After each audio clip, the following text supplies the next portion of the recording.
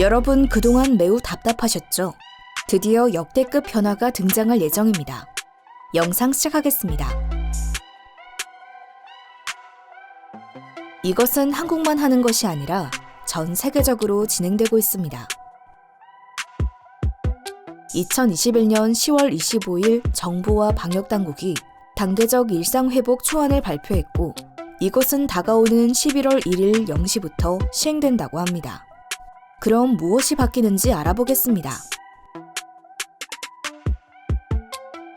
우선 그동안 식당이나 카페를 이용할 때 저녁 10시나 12시 등 이런 식으로 시간을 제한하는 형태를 계속해왔는데, 앞으로 이것을 아예 없앤다고 합니다. 예를 들어 24시간 카페의 경우는 예전처럼 24시간 내내 카페 영업을 할 수 있게 됩니다. 또한 PC방과 영화관, 그리고 독서실 학원 등도 포함된다고 합니다. 한편 헌팅 술집이나 나이트와 같은 유흥시설의 경우는 밤 12시까지만 제한했다가 12월 중순 정도에 단계적으로 시간 제한을 해제한다고 합니다.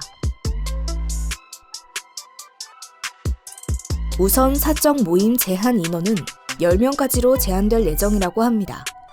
하지만 백신 미접종자의 경우는 약간의 차이가 있는데, 예를 들어 영화관과 PC방 등 3그룹 시설을 이용할 경우는 백신 접종 여부 상관없이 10명까지 사적 모임이 가능한데, 식당과 카페의 경우는 백신 미접종자에 대한 인원 규모를 제한한다고 합니다.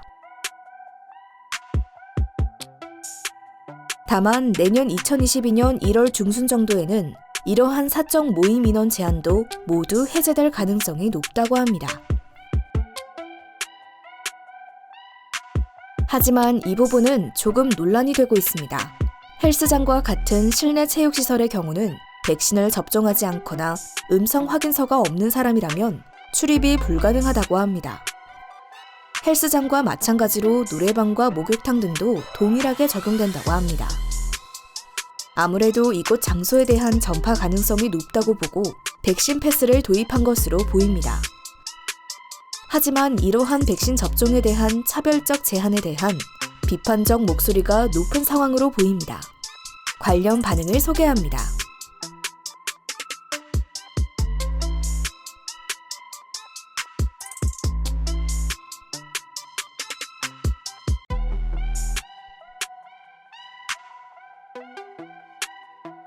역대급 변화에 대해 자영업자들의 입장에서는 그동안의 어려움을 해소할 수 있는 하나의 기회가 될 것이며, 각종 제한으로 인해 답답함을 느낀 수많은 국민들에게 일종의 자유가 허락된 상황입니다. 하지만 우리보다 먼저 일상으로 회복한 영국의 경우 하루 확진자가 최대 5만 명까지 증가하는 등 좋지 않은 상황을 이어가고 있기 때문에 여전히 조심해야 한다는 목소리도 높은 것으로 보입니다.